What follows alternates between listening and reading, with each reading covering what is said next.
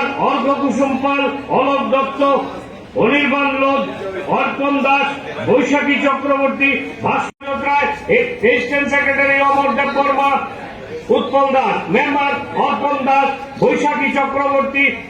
সরকার president Pankaj, vice Subrata, secretary 1 Amar Deb Barma, member Arpan Diptaru, বিশ্বাস,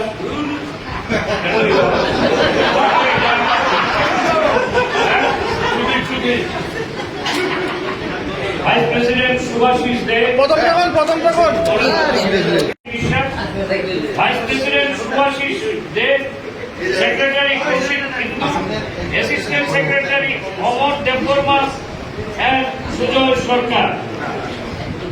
member Diptendu Debnath, Malay Debnath, Niladri Mukherjee, Pulak Saha, Rupa Deb, Saikat Rahman, Suvendu Noatia, Subrata Saha, স্বরূপ পণ্ডিত, সরকার।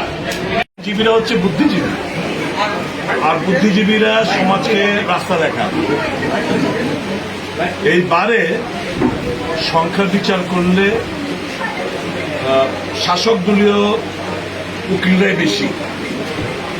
তা সত্ত্বেও বুদ্ধিজীবীরা, সে শাসক হোক বিরোধী হোক, যে কোনো দলের হতে পারে, ভারতবর্ষের বর্তমান পরিস্থিতিগতা মাথায় রেখে এই যে নন বিজেপি যে প্ল্যাটফর্মটা, সেভ কনস্টিটিউশন নামে প্ল্যাটফর্মে যে লড়াইটা করেছে, উপলব্ধি করেছে যে ভারতবর্ষের গণতন্ত্র বিপদে, সংবিধান সাংঘাতিক খতরে মে হ্যাঁ, কাজে বাঁচাতে হবে দেশটাকে, বুকে আগলে রাখতে হবে সংবিধানটাকে। কাজে কাটিং অ্যাক্রস পলিটিক্যাল লাইন বহু আপনারা দেখেছেন এরকম রেকর্ড মার্জিনে কোনোদিন ত্রিপুরার বারের নির্বাচনী রেকর্ড মার্জিনে কেউ জিতেননি। জেনে যাবেন আপনারা, খোঁজ নিয়ে দেখুন। রেকর্ড মার্জিনে সবগুলো main president, vice president, secretary, একটা কয়েকজন মেম্বার, এরকম রেজাল্ট হয়নি। এটা হচ্ছে প্রমাণ করে যে ভারতবর্ষের মানুষ আগামী দিন কোন পথে ভারতবর্ষকে দেখতে চাইছে, এই বারের নির্বাচনে সেটা বহিঃপ্রকাশ। রাস্তা দেখিয়েছেন বুদ্ধিজীবীরা, এপিল থাকবে আম জনসাধারণের কাছে, আপনারা সেই রাস্তা অবলম্বন করুন। আপনি কি মনে করছেন যে বিজেপির যারা আইনজীবীরা রয়েছে তারা বিজেপিকে ভোট দিই না দেয়নি তো ওরা?